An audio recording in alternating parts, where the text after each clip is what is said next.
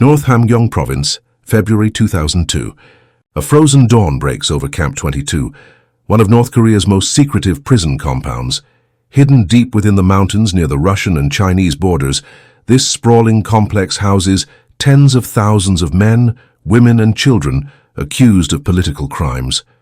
Few beyond North Korea's security apparatus even know it exists. Within its barbed wire fences, survival is a relative term. Thousands are believed to perish each year, whether from starvation, exhaustion, disease, or deliberate execution. On this particular morning, a directive marked top secret authorizes the transfer of a prisoner into Camp 22 for what is chillingly described as human experimentation. Such orders are part of a system that treats human beings as disposable material in the regime's pursuit of power. These camps are not temporary detention centers. They are permanent zones of punishment known as Kwan-li-so, political penal labor colonies, and Kyo-hwa-so, or re-education through labor prisons.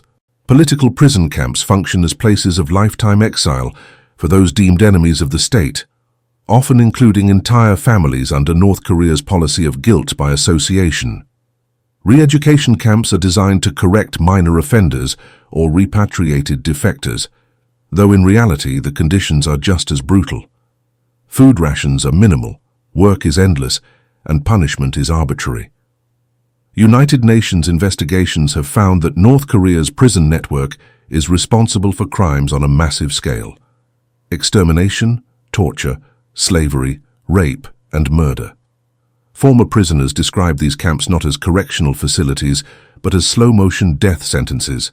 Survivors recount endless days of forced labor in mines and quarries. They rise before dawn, work 16 hours, and collapse into overcrowded barracks at night. Their meals, cornmeal and salted cabbage, barely sustain life. Disease is rampant, and medical help is virtually non-existent. A former inmate of Camp 14 described prisoners as walking skeletons, many with grey skin and brittle bones. Malnutrition is so severe that prisoners often resort to eating grass or rats to survive. Those too weak to work are taken to the camp infirmary, a place many call the waiting room of death. These infirmaries are little more than filthy rooms where the sick are left to die.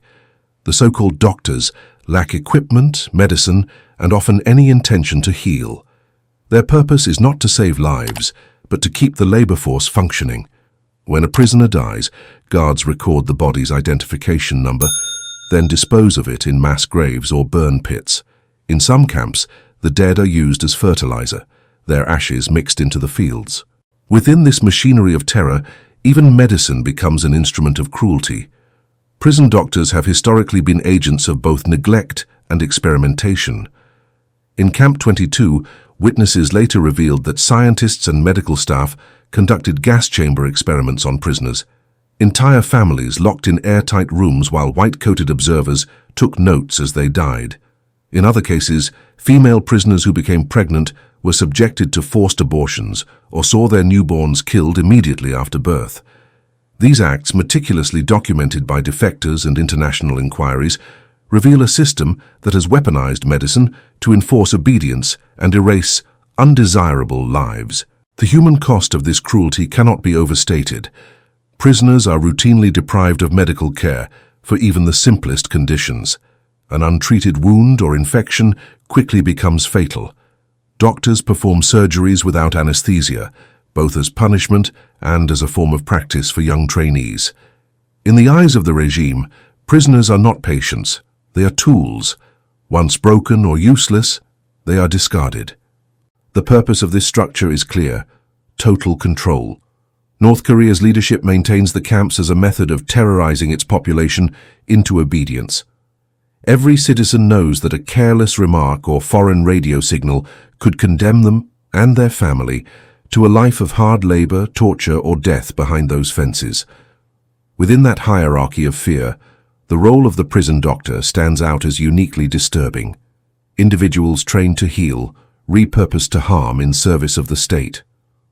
Back in Haenyong, the prisoner selected for human experimentation is led into a hidden building at the edge of the camp. Inside, guards seal the doors. Scientists in lab coats prepare their instruments. No record of what happens next will ever appear in official archives. Only fragments of testimony from defectors, years later, will hint at the horror inside those walls. People suffocating as gas fills the chamber, parents trying to shield their children with their own bodies. For decades, these crimes remained hidden behind North Korea's veil of secrecy. But as more survivors have escaped and spoken out, a consistent picture has emerged, one of deliberate, state-organized brutality. These testimonies, corroborated by international agencies, confirm that what takes place in these camps is not random cruelty, but a systematic program of annihilation. The story of North Korea's prison doctors begins here, in places like Camp 22, a landscape where medicine and murder are indistinguishable, and where each dawn marks another day in a man-made hell. Late 2002. Inside Camp 22, the atmosphere is silent except for the echo of boots on concrete. A group of men in lab coats step into an observation room. Through a glass panel, a family of 4 stands trembling inside a sealed chamber. The father clutches his daughter's hand. The mother whispers something, perhaps a prayer, before a metallic hiss fills the air. Seconds later, a mist of gas floods the room. The observers above, armed with clipboards and gas masks, record what happens next. Within minutes, the family collapses, convulsing, choking, and clawing at the walls. When it's over, a note is added to the experiment log. Subject expired after 20 minutes. This was not an isolated act of cruelty. For decades, defectors and investigators have described a pattern of state-run human experimentation inside North Korea's secret prisons. The experiments took many forms: gas chamber tests, poison food trials, surgical training without anesthesia, and exposure to chemical agents. Camp 22, one of the largest and most notorious facilities, became synonymous with these atrocities. Former camp officials later testified that these experiments were not conducted by rogue officers, but organized under official orders. The camp's doctors and scientists were instructed to study the effects of chemical and biological weapons on human beings. Prisoners were told they were being transferred for new work assignments, but once inside the laboratory, their fate was sealed. One defector who served as a security officer at Camp 22 described witnessing experiments in which entire families were placed in airtight chambers while poisonous gas was released. Observers watched from above, timing how long it took for the victims to die. In another account, a group of female prisoners was ordered to eat cabbage leaves taken from a special basket. Minutes later, they began vomiting blood and screaming in agony. All of them were dead within half an hour. The food had been laced with a lethal poison. Evidence later emerged that these experiments were authorized at the highest levels. Smuggled documents from the early 2000s detailed prisoner transfers specifically for human experimentation of liquid gas. Official stamps and signatures confirmed that the program was not the work of individuals, but a government-sanctioned operation. Investigators who examined the papers described them as some of the strongest proof that North Korea had conducted human experiments on its own citizens. A former North Korean chemist who defected in the early 2000s gave further confirmation. As a young researcher in the late 1970s, he had been ordered to witness an experiment at a military facility near Pyeongseong. 2 prisoners were locked in a chamber with a transparent window. Scientists released a chemical agent inside and observed the men suffering through the glass. The prisoners screamed, tore at their own clothes, and bled from their eyes and mouths before dying hours later. The experiment's goal, the chemist later learned, was to calculate how much gas would be needed to kill a population of a given size.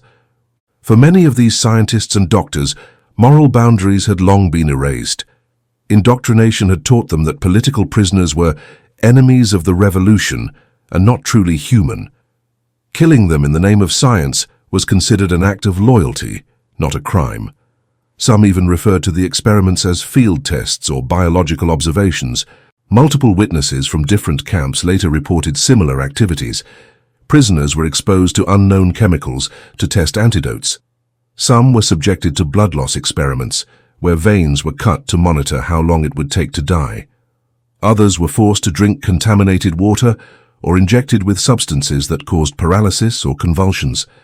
In some facilities, doctors practiced surgery on living inmates, removing organs or performing amputations without anesthesia, simply to train inexperienced surgeons. By the early 2000s, the growing number of consistent testimonies forced international investigators to take these reports seriously. Human rights organizations compared the alleged experiments to the atrocities committed by Nazi doctors at concentration camps or the Japanese military's Unit 731 during World War II. Chemical warfare experts who analyzed the defectors' descriptions found them scientifically plausible and disturbingly detailed. Satellite imagery later confirmed that Camp 22 had buildings consistent with laboratories and gas storage facilities. Witnesses said these structures were used for both chemical testing and biological research. Inside, prisoners were often brought in groups, labeled with numbers rather than names, and killed in ways that mimicked the effects of weapons the regime was developing. When the first testimonies were made public, the international reaction was disbelief. North Korea dismissed them as lies, even staging press conferences to denounce the witnesses. But as more evidence emerged, including official documents and corroborating accounts, the denials grew less credible. Investigators concluded that such widespread, detailed, and consistent testimonies could not have been fabricated. The moral inversion at the heart of these camps is staggering. Doctors, whose profession is built on the principle of saving lives, became agents of the state's cruelty. In the camps, medical staff were expected not to heal, but to document suffering. Experiments were carefully recorded, victims categorized by age, sex, and health condition. The purpose was not to improve medicine, but to refine methods of killing. International observers now view these acts as crimes against humanity. The use of live prisoners for experimentation violates every principle of human rights and medical ethics. Yet for decades, these experiments continued in total secrecy, shielded by the regime's isolation. Even today, many of the facilities described in testimonies remain standing, their exact function unknown. The full truth about North Korea's human experiments may never be known, but what has emerged paints a picture of calculated bureaucratic evil, an entire system where doctors traded their humanity for obedience, and laboratories became extensions of death camps. Spring 1998. Inside a dingy detention center near the Chinese border, a group of women huddle together, terrified. Many are visibly pregnant. They've been captured trying to escape into China and returned by border guards. The local security office has a rule: no woman who returns pregnant can keep her child. The guards enter the room reading from a list of names. The women are ordered to stand. One by one, they are taken away for what the officers call treatment. Those who remained behind would later describe what that word meant. Pregnant prisoners were forced to undergo crude, agonizing abortions, some through chemical injections directly into the stomach, others by physical assault so severe it killed both mother and child. For those already in labor, the babies were sometimes delivered, only to be suffocated, drowned, or trampled moments later. Witnesses recalled the sound of newborns crying, then falling silent. In North Korea's prison system, pregnancy is treated not as a medical condition, but as an act of betrayal. The regime enforces a policy that no prisoner is allowed to give birth. For repatriated women who became pregnant in China, often the result of rape or relationships with Chinese men, the cruelty is doubled. The government considers mixed-race children a contamination of pure Korean blood. To preserve what it calls racial purity, prison officials order that all such pregnancies be terminated. Survivors of these camps have told the same story for decades. A former detainee from the Sinuiju region described guards injecting chemicals into the wombs of women who were 5 or 6 months pregnant. When the babies were stillborn, guards laughed as they wrapped the tiny bodies in rags and carried them away. In other cases, guards forced women to perform hard labor, lifting stones, digging trenches, until they miscarried naturally. If they didn't, they were taken to a so-called clinic, where the pregnancy was ended without anesthesia and without regard for the mother's survival. A defector named Ji Hyone, who was captured and repatriated multiple times, recounted how her first pregnancy was destroyed in one of these centers. She was 3 months along when officers discovered it. She was held down on a table while an officer performed an abortion with no anesthetic, leaving her permanently scarred. In her words, "My baby never saw the light of day." Others in the same cell block heard the screams of women giving birth, followed by the sound of guards drowning their infants in buckets of water. Another former prisoner, who was held in a re-education camp in Musan, told investigators about a 21-year-old woman who refused to abort her child. The guards forced her to the ground, placed a wooden board across her stomach, and ordered 2 male prisoners to jump on it until the baby was crushed inside her. The woman died within hours. This story, passed between inmates in whispers, became a warning to all others. Disobedience meant death. Inside North Korea's larger political camps, pregnancies are nearly impossible to carry to term. Sexual contact between prisoners is banned, but it happens, most often through rape by guards. When a woman becomes pregnant under these circumstances, both she and the baby are punished. Former guards have testified that women who gave birth in the camps saw their newborns killed immediately, often by strangulation or being stamped on by officers. In some cases, infants were fed to dogs in front of their mothers as a form of intimidation.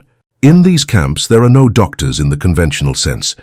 The individuals who perform abortions or handle births are usually medics trained only to follow orders. Their job is not to protect life, but to enforce state policy. They are given crude tools and told to ensure that no living infant remains. For them, success is measured not by survival, but by compliance. The ideology behind these acts is rooted in the regime's obsession with control. The state dictates not only how citizens live and die, but whether their children have the right to exist at all. Women who become pregnant while imprisoned are seen as a contamination of the state's authority, living evidence of moral corruption or foreign influence. Erasing those pregnancies is part of erasing dissent itself. International investigators have documented hundreds of such accounts from defectors across decades, revealing that forced abortions and infanticide are not isolated atrocities, but a consistent policy. These practices began in the 1990s and continue in detention centers today, according to more recent testimony. For many women, the physical scars never heal. The psychological wounds, guilt, grief, nightmares, linger long after their release. Reports also show that medical care for pregnant women is non-existent even outside these acts of brutality. Malnutrition, infections, and untreated injuries often lead to spontaneous miscarriages. Some women resort to self-inflicted abortion attempts, fearing what will happen if guards discover their condition. Those who survive often leave the camps infertile or suffering lifelong complications. The cruelty extends to newborns who somehow survive. In some facilities, babies are taken from their mothers within minutes of birth. The mothers are forced back to work within days, while the infants are left to die from neglect. Guards sometimes refer to these infants as traitors' seeds. The message is clear: no future generation of enemies will be allowed to live. These stories might sound too horrific to believe, yet they are repeated with striking consistency by survivors from different camps, regions, and years. The details, chemical injections, beatings, suffocation, are nearly identical. Together, they paint a picture of a system that views reproduction itself as a threat. For the women trapped inside, there is no justice and no appeal. Their suffering remains invisible, hidden behind fences and state secrecy. But as more survivors speak out, the world has begun to piece together the truth. North Korea's prisons wage a silent war against women's bodies and unborn children. It is a campaign of fear and eradication, carried out not by one rogue officer, but by a system that treats life as expendable. Inside Camp 14, a prisoner lies strapped to a wooden table. His abdomen has been cut open, blood pooling beneath him. There is no anesthesia, no sterile instruments, only a camp doctor and 2 guards holding him down. The doctor, known to prisoners as Dr. Wu, is not performing this surgery to save a life. He is practicing. The patient's screams echo through the concrete corridors, but no one intervenes. When the operation ends, the man is barely alive. He will later show his 20-centimeter scar to other inmates as proof that he survived the unimaginable. In North Korea's prisons, medicine is not a service, it is a form of control.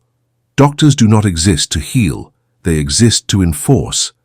Medical care, when it exists at all, is brutal, primitive, and driven by the same logic that governs every other aspect of the camps: the preservation of labor and the suppression of dissent. Prison hospitals are more like morgues than clinics. They are small, dim rooms filled with the dying, people too weak to work. There are no antibiotics, no painkillers, no electricity during the frequent power outages. The staff, often military medics or barely trained assistants, operate with minimal tools: dull scalpels, reused syringes, and old rags in place of bandages. The purpose of these hospitals is not to cure the sick, but to separate them from those still capable of work.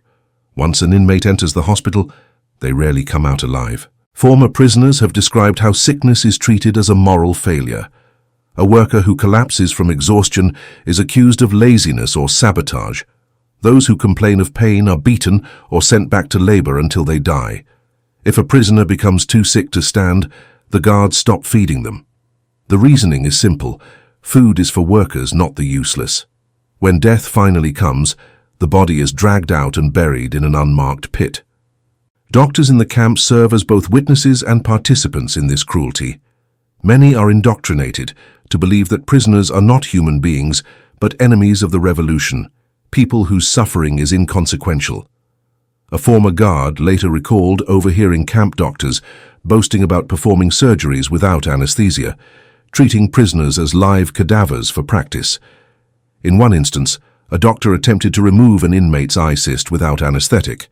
The operation left the man permanently blind. Others carried out amputations using kitchen knives, cauterizing wounds with hot metal rods. Survival was rare, and recovery almost unheard of. The doctor's orders often came from above. The Ministry of State Security directed every aspect of prison life, including who lived and who died. When a prisoner was injured in a work accident or developed tuberculosis, the decision to treat or discard them was made not on medical grounds but on quotas: how many workers the camp needed alive. If a prisoner was no longer productive, the treatment was a lethal injection or simple starvation. Even outside the prison system, North Korea's healthcare system barely functions. Hospitals across the country reuse syringes, lack anesthesia, and often operate without electricity or clean water. If that is the standard for ordinary citizens, the situation in the prisons is infinitely worse. Inmates endure operations by candlelight, surgeries performed without gloves, and wounds washed with dirty water. Many of the so-called medical procedures are indistinguishable from torture. Witnesses have reported that some doctors used prisoners as test subjects for experimental treatments or vaccines. These were not legitimate scientific trials, but reckless experiments with no regard for the patient's life. Others deliberately withheld medication to see how long the body could survive untreated. One doctor reportedly said, "The state does not waste medicine on traitors." For prisoners, illness often meant execution by neglect. Infected wounds turned gangrenous. Simple colds became deadly pneumonia. Malnutrition caused blindness, edema, and heart failure. The doctor's role was to observe and record, not to intervene. Some were seen walking through the hospital wards with clipboards, noting which prisoners were close to death so their rations could be stopped. Women suffered particular cruelty. Pregnant inmates were routinely subjected to forced abortions or beaten until they miscarried. Those who survived were permanently injured, often sterilized as a form of punishment. The same doctors responsible for these procedures later returned to perform surgeries on other prisoners, their hands stained with both medical and political crimes. In some cases, elderly or paralyzed prisoners were quietly killed under the guise of medical treatment. Witnesses described injections that caused instant convulsions and death.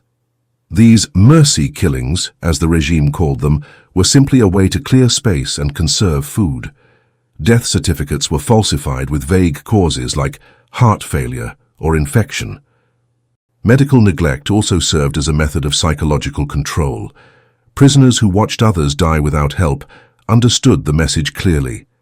Resistance was futile. Even in sickness, they were expected to labor. Some inmates tried to treat one another using herbal remedies or scraps of fabric as makeshift bandages, but anyone caught doing so risked punishment for illegal medical activity. What makes these accounts especially disturbing is the systematic nature of the cruelty. The medical staff were not sadistic individuals acting on their own. They were part of a structured policy of dehumanization. Each camp had its assigned doctors, and their orders came from the central government. Their primary goal was to maintain a minimal workforce, not to preserve health. Prisoners who could not work were disposable. A former guard summarized it best. In those camps, doctors were not healers. They were executioners with stethoscopes. Their presence gave a veneer of legitimacy to a system built on suffering. They wore white coats, filled out medical forms, and pretended to offer care. But in truth, their work served only one purpose: to sustain the cycle of life and death that kept the camps running. By turning medicine into an instrument of repression, North Korea achieved what few regimes have ever done, transforming the symbol of healing into a tool of terror. The doctors' betrayal of their oath stands as one of the darkest chapters in modern history, a reminder that under totalitarian rule, even science can be corrupted into cruelty. February 2014.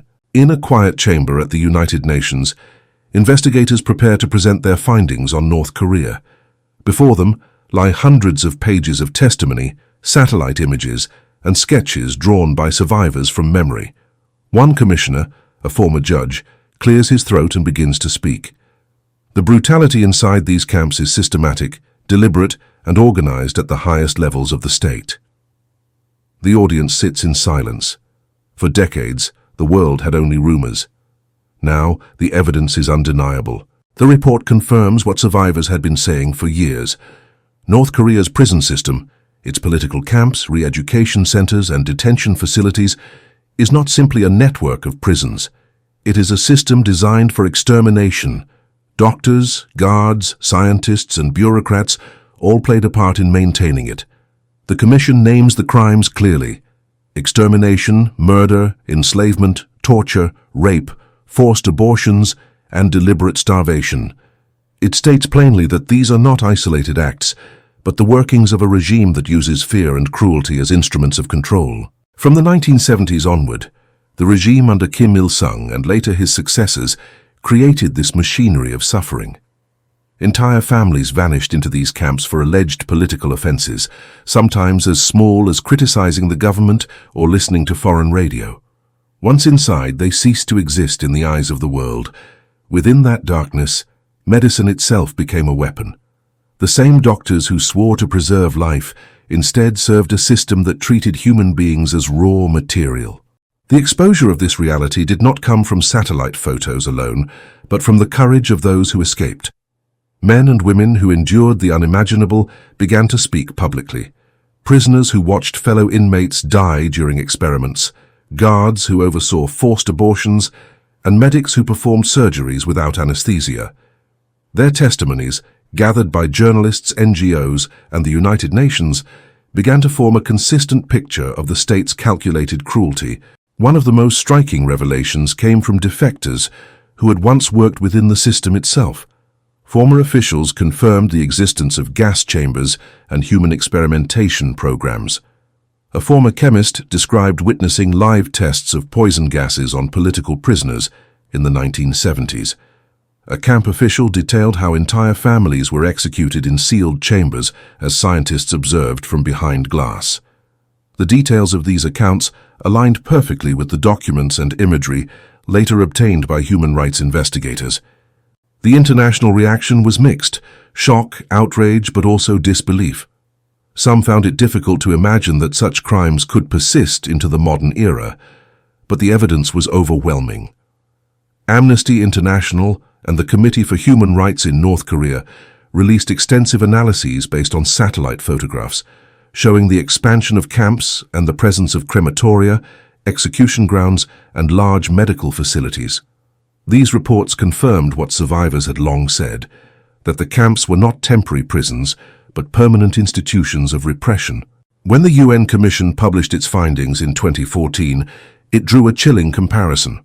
One of its members, Thomas Björgenthal, a survivor of Auschwitz, said that conditions in North Korea's camps were as bad or even worse than those he had endured during the Holocaust. This was not hyperbole. The testimonies revealed starvation on a massive scale, systematic torture, and the deliberate killing of infants born to prisoners. The Commission urged the world to act, calling the atrocities crimes that shock the conscience of humanity. In the years that followed, the call for accountability grew louder. International lawyers concluded there was enough evidence to bring charges of crimes against humanity against North Korean leaders. The International Bar Association identified specific individuals who oversaw the prison system and recommended that the case be referred to the International Criminal Court. Yet political barriers, particularly at the UN Security Council, have so far prevented any formal prosecution. The regime denies the camps even exist, despite clear satellite evidence. Still, the truth cannot be erased. The survivors' testimonies, the photographs, and the official documents smuggled out of the country now form one of the most detailed records of state-sponsored cruelty in modern history. Camp 22, where many of the worst atrocities occurred, was reportedly closed around 2012. But experts believe that several other camps remain active, holding tens of thousands of prisoners. The system persists, even if its locations and methods evolve. The story of North Korea's prison doctors reveals how absolute power can corrupt even the most sacred professions. Under the regime's ideology, doctors were not healers, but instruments of control. They practiced medicine without ethics, turning surgeries into punishments and experiments into executions. Their laboratories became extensions of the state's machinery of terror. In many ways, they represent the moral collapse of an entire system, a transformation of human compassion into obedience and cruelty. What happened in North Korea's camps stands alongside the darkest episodes of the 20th century. Like the Nazi experiments at Auschwitz and the Japanese atrocities at Unit 731, these acts were committed under the guise of science and order. But unlike those historical crimes, North Korea's persisted into the modern age, unseen by most of the world until survivors broke the silence. Today, the survivors' mission is to make sure that silence never returns. Their stories are now part of the global record, evidence that one day may be used in a court of law. They speak not only for themselves, but for the thousands who never left those fences. One former prisoner said, "If we stop talking, they will die again in silence." As the world continues to debate how to hold the regime accountable, one truth remains clear. The suffering of North Korea's prisoners was not an accident. It was policy, and the doctors who participated in it were not simply following orders, they were helping to sustain one of the most brutal systems ever devised. The crimes committed in North Korea's prisons remind us that even in the 21st century, the line between medicine and murder can disappear under tyranny. But thanks to the courage of those who escaped and the persistence of those who investigated, the truth is no longer hidden. The world now knows what those doctors did, and history will not forget.